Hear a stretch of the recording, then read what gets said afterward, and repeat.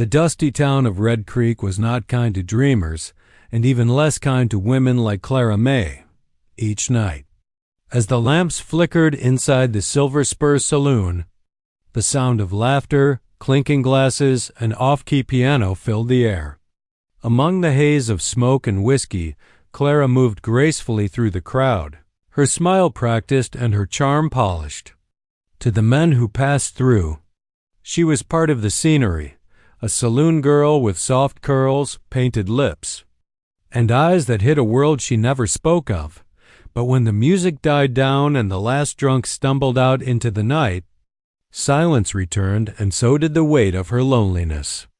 She would sit by the window, staring at the endless stretch of desert under the moonlight, wondering if life would ever offer her more than survival. Once, years ago, she had believed in kindness. She had believed in family, in love. But when her mother died and her father vanished without a trace, the world had taught her its cruelest lesson. A woman without a name or a man to protect her was as disposable as dust in the wind. Despite that, Clara never hardened completely. Beneath her weary smile lived a quiet strength, a determination not to let the town's whispers define her. People in Red Creek had long tongues and short memories. They called her names behind her back: saloon girl, fallen woman, no good drifter. But Clara learned to walk past their words like she walked past the swinging saloon doors, chin lifted, heart armored, pretending she didn't bleed. It was a night like any other when the change began. The air was heavy with summer heat, and even the cowboys were too tired to brawl. Clara was wiping down the bar when the saloon doors creaked open, letting in a stranger. He wasn't the usual kind, not drunk, not loud, but dressed neatly, carrying a small leather satchel under his arm. His eyes scanned the room until they landed on her. "Miss Clara May?" he asked, his voice calm and formal. The saloon went quiet for a moment. No one had ever used her full name in this place. "That's me," she replied cautiously, setting down her cloth. The man approached and opened his satchel, pulling out a sealed envelope. "I've been sent from Carson City," he said. "I'm looking for a Miss Clara May, formerly of the Holt Township area." Clara frowned. "Never heard of it," she said. The name meant nothing to her, yet something about it stirred faintly in the back of her mind, like a dream she couldn't quite recall. The stranger smiled politely. "I believe this will explain everything," he said, handing her the letter. She hesitated before taking it. Her name was written in fine ink, elegant and deliberate. The paper felt heavy, like it carried more than words. The man tipped his hat and left as quietly as he'd come, for a long time. Clara just stared at the envelope, turning it over in her hands. The noise of the saloon faded. Her heart pounded as she finally broke the seal. Inside was a letter, and beneath it, an official document. Her eyes scanned the words slowly. "By the last will and testament of Jedediah Holt, owner of Silver Creek Ranch, the property and its assets are hereby bequeathed to Clara May." She blinked, certain she had read it wrong. Jedediah Holt, the richest rancher for miles, a man she had never met, had left everything to her. The laughter and music returned around her, but Clara couldn't hear any of it. Her world had gone still, her hands trembling as she read the name again. A saloon girl, inheriting a ranch? It had to be a mistake, but deep inside, under the layers of disbelief, a spark flickered, one that whispered of change, of a story long buried now returning to light. That night, as the saloon emptied and the desert wind howled outside, Clara May sat by the window with a letter in her hand and a strange, uncertain hope in her heart. For the first time in years, her life was about to begin. The next morning, the town of Red Creek was already buzzing with whispers. Word traveled fast in a place where gossip was the only form of news, and by sunrise, everyone knew that Clara May, the saloon girl with no family name, had somehow inherited Silver Creek Ranch, one of the largest and most prosperous spreads in the county. When Clara stepped outside the saloon, the stairs followed her like shadows. The shopkeeper paused mid-sentence, the blacksmith stopped hammering, and two old women across the street muttered behind their fans. Clara walked with her head high, clutching the letter in her hand. Though her heart beat with disbelief, she had spent most of the night staring at the document under lamplight, reading the words again and again, but it still made no sense. Jedediah Holt, the man named in the will, was a legend in those parts, a rancher who built an empire from barren land, known for his stubbornness and solitude. He had died without a wife or children, at least none anyone knew of Dot, so why her? Clara made her way to the law office of Mr. Samuel Price, the town's aging attorney, who confirmed the truth with a nod and a thin smile. "It's all proper, Miss May. The will's been verified by the court in Carson City. Mr. Holt was quite clear about his heir. Did he ever mention me?" Clara asked, her voice low, uncertain. Mr. Price adjusted his spectacles. "No, ma'am. But he left a note with the file, said you'd understand in time." Whatever that means. The words unsettled her. She left the office feeling as if she were walking in someone else's dream. Outside, a group of cowhands stood by the hitching post, laughing crudely. "Looks like the saloon girl's got herself a kingdom." One of them called, "Maybe she'll buy the rest of us drinks now that she's a lady." Their laughter followed her down the dusty street, sharp as thorns. But beneath the sting of their words was something else, a stirring of defiance. For the first time, Clara wasn't entirely powerless. The world had handed her something unexpected, and maybe, just maybe, she could make it her own. That afternoon, she went to the livery stable, determined to see this mysterious ranch for herself. She borrowed a horse, packed her few belongings, and set off down the winding road that led north toward Silver Creek Valley. The desert stretched endlessly before her, the sun blazing high, but her thoughts burned hotter still. The ride took hours. The farther she rode, the quieter her doubts became, replaced by a strange sense of destiny. She passed through canyons carved by time, dry riverbeds, and scattered mesquite trees, all land that, according to the papers, now belonged to her. As the sun began to sink, she crested a ridge, and there it was. Silver Creek Ranch spread out below her like a painting, wide fields of golden grass, a winding stream glinting in the light, and a sturdy two-story ranch house standing proud against the horizon. For a moment, Clara forgot to breathe. It was beautiful. But it was also intimidating, the kind of place built by generations, not given to a woman with no past. When she reached the gate, a weathered wooden sign greeted her, Silver Creek Ranch, J. Holt. The J was faded, the rest of the sign scarred by years of wind and rain. She touched the wood gently, almost reverently. Her arrival did not go unnoticed. A few ranch hands stopped their work, eyes narrowing as she dismounted. A tall man in a wide-brimmed hat stepped forward, the foreman, by the looks of him. His name, she would soon learn, was Luke Barrett, and his expression carried a mix of suspicion and challenge. "Can I help you, ma'am?" he asked, though his tone implied the opposite. "I'm Clara May," she said, lifting her chin. "I believe this ranch belongs to me now." The silence that followed was long and heavy. Then Luke gave a slow, disbelieving smile. "Is that so?" he said. "Well, Miss May, I reckon we'll see about that." Behind him, the ranch hands exchanged doubtful glances. To them, she was still just a saloon girl, and no inheritance in the world could change that overnight. But Clara, standing at the gate of a life she never expected, felt something stirred deep within her, a flicker of courage. Fragile but real, whatever lay ahead, she would face it head on. The saloon girl of Red Creek was gone, and the mistress of Silver Creek Ranch had just arrived.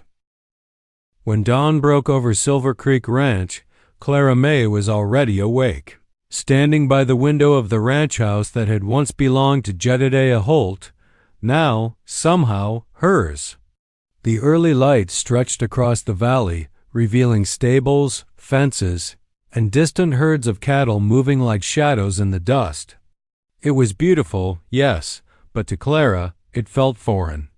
Every board creaked like it was questioning her right to be there. Her first night hadn't been easy. The housekeeper, a sharp-eyed woman named Mrs. Tate, had barely spoken to her. The ranch hands kept their distance, whispering among themselves. And Luke Barrett, the foreman, had been polite only out of duty. He'd shown her to her room, explained that the men expected their wages on time, and then left her with a look that said plainly, "You don't belong here."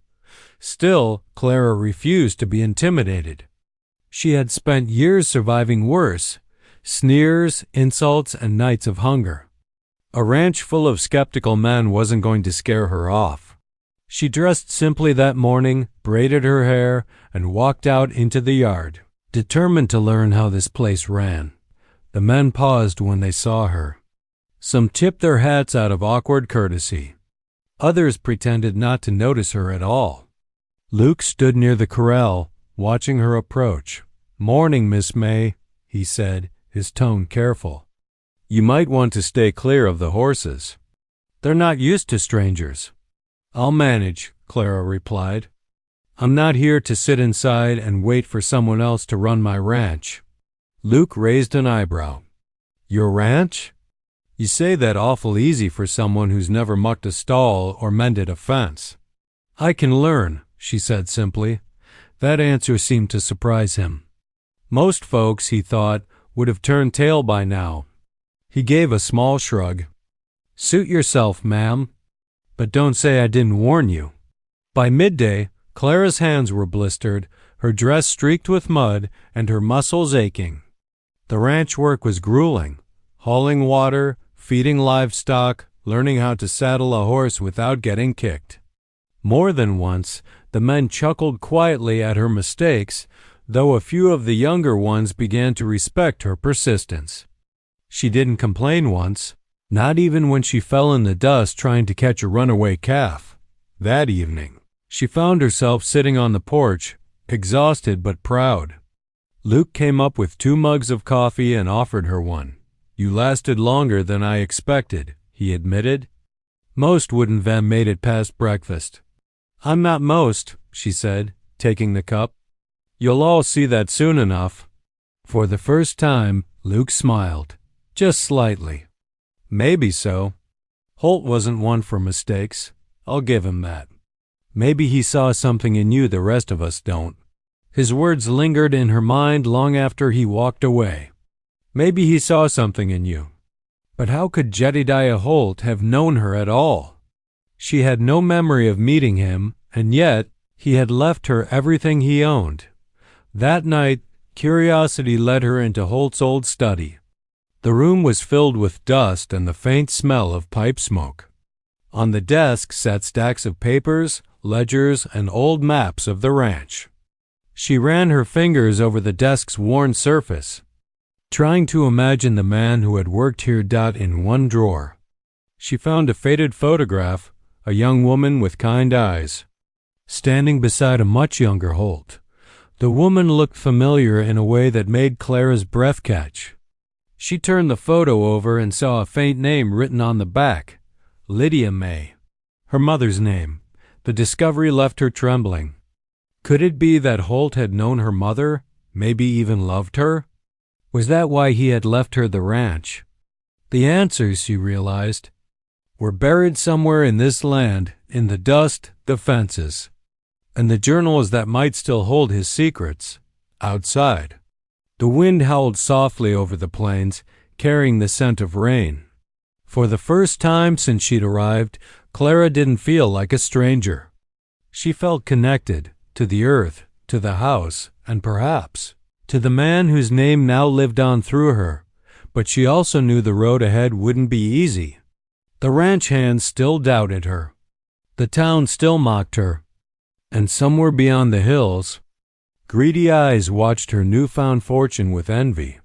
Clara May had inherited more than land. She had inherited a legacy, a mystery, and a fight for respect that was only just beginning. The days that followed were restless ones at Silver Creek Ranch. The work went on as usual, the herds driven, the fences mended, but a quiet tension hung over everything. The ranch hands had stopped mocking Clara May openly, though she could still feel their doubt like dust in the air. Even Luke Barrett, who had begun to show her small kindnesses, watched her with a mix of curiosity and caution. Clara, however, had little time for pride or fear. Ever since she found the photograph of her mother, Lydia May, in Jedediah Holt's study, her thoughts had been consumed by questions. Why would Holt keep a picture of her mother? And if he had known Lydia, truly known her, what had their relationship been? One evening, after a long day of work, Clara returned to the study with a lantern. She opened more drawers, searching through papers yellowed by time. Most were ranch records, receipts, and contracts, but tucked between two ledgers was something different, a worn leather-bound journal. On the first page, written in strong, steady handwriting, were the words, "For the daughter I could never claim." Her breath caught. She turned the pages carefully, reading by flickering lamplight. The journal told the story of Jedediah Holt's younger years, of a man who had once loved a woman named Lydia, but who had been forced to let her go when she married another out of necessity. There were entries about how he had searched for her years later, only to find she had died, leaving behind a little girl with her mother's eyes. "I could not take her then," one entry read. "I was too late. But I can make sure she has what I could not give, a home, a name, and a future free of shame." Clara's tears fell freely as she closed the book. The truth had finally taken shape. Jedediah Holt had been her father. The inheritance was no accident, no act of pity. It was an attempt at redemption, a father's love reaching across time and silence. But as the truth warmed her heart, danger began to stir in the shadows beyond the ranch. Across the valley, a rival landowner named Calder Reeves watched the goings-on at Silver Creek with bitter eyes. Reeves had long wanted Holt's land to expand his own holdings. When word spread that a saloon girl had inherited the property, he saw his chance. "She won't last a month," Reeves told his men. "A woman like that can be frightened off easily or ruined." Strange things began happening soon after. Fences were cut during the night. A water trough was poisoned, killing several cattle. Someone set fire to the hay barn one evening, and only the quick action of the ranch hands kept the flames from spreading. Clara stood beside the smoking remains, her face smeared with soot, fury burning in her eyes. "Whoever did this wants me gone," she said quietly. Luke stepped closer. "Reeves has been sniffing around ever since Holt passed. He's not above dirty tricks." "Then he'll find I'm not above fighting back," Clara replied. Her voice held no hesitation, just steel. That night she gathered the men. For the first time, she spoke not as a saloon girl or an outsider, but as the owner of Silver Creek Ranch.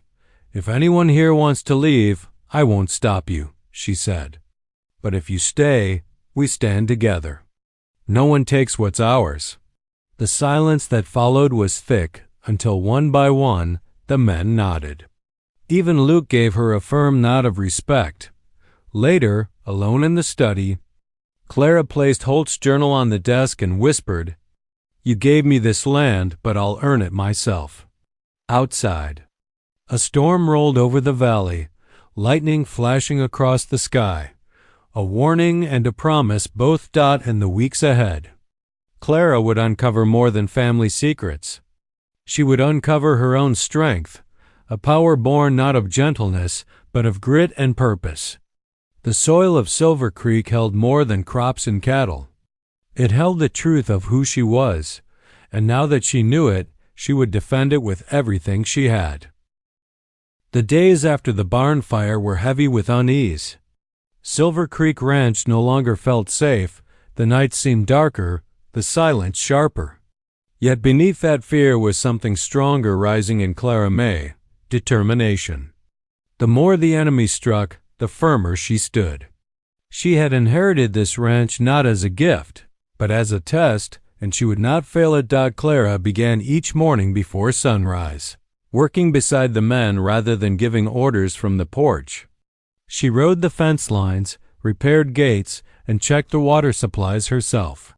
Her blistered hands and sunburned skin silenced most of the grumbling from the ranch hands.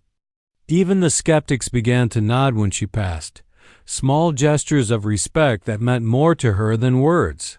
Luke Barrett, too, saw the change. The woman who had arrived uncertain and soft-spoken was now the heart of the ranch's rhythm, strong, steady, unyielding. Still, he worried for her. "You can't fight men like Reeves alone," he warned one evening as they rode the northern pasture. Clara gave a tired smile. "I'm not alone anymore." Luke looked at her for a long moment, and in that silence, something unspoken passed between them, a shared understanding born from the fires they'd already faced. But Calder Reeves wasn't finished. When his threats and sabotage failed, he turned desperate. Late one dry afternoon, when the sun was an orange haze in the sky, his men rode down from the hills carrying torches. The wind was fierce, the grass brittle from weeks without rain, perfect conditions for destruction. The flames began at the far edge of the valley, spreading fast with the wind. By the time Clara saw the smoke from the porch, it was already racing toward the ranch like a living beast. Fire! Luke shouted, bursting through the door. "It's Reeves!" He set the north fields ablaze. Clara didn't hesitate. "Get the men! We'll make a fire break by the creek." The next few hours were chaos. Men and horses battled the inferno, digging trenches, hauling buckets of water, and beating the flames with wet sacks. The air was thick with smoke. The heat seared their lungs. Clara worked alongside them, refusing to retreat even when Luke tried to drag her to safety. "You'll choke out here," he shouted over the roar of the wind. "So will everyone else if I don't help." She shouted back, swinging a shovel into the burning earth. Her dress caught a spark and Luke lunged forward, beating the flame out with his hands. Through the chaos, Clara saw Reeves on horseback at the ridge, watching the destruction with satisfaction. Their eyes met through the smoke, hers fierce, his mocking. For the first time, she felt no fear, only fury. By nightfall, the men had managed to turn the tide. The fire died near the creek, leaving behind acres of blackened earth, but sparing the house and most of the herd. Exhausted and covered in soot, Clara sank to her knees, tears of relief cutting clean lines down her dusty face. Luke knelt beside her, his hand steady on her shoulder. "You did it," he said softly. "No," she replied, voice hoarse but steady. "We did it." In the days that followed, something changed across the ranch. The men who had once doubted her now looked to her for direction. Word spread to Red Creek that Clara May had stood in the flames and saved her land. The same townsfolk who once mocked her name began to speak it with respect, even admiration. When Reeves came to town again, boasting that he would make another move, he found the sheriff waiting. Several of his men had confessed, and his own ranch was seized as punishment for arson. Justice, at last, had come full circle. That evening, Clara stood on the porch watching the sunset over the charred hills. The land was wounded but alive, just like her. Luke joined her, quiet and thoughtful. "You proved them all wrong," he said. Clara smiled faintly. "I didn't do it to prove them wrong," she murmured. "I did it because this place and the man who left it to me deserved to be saved."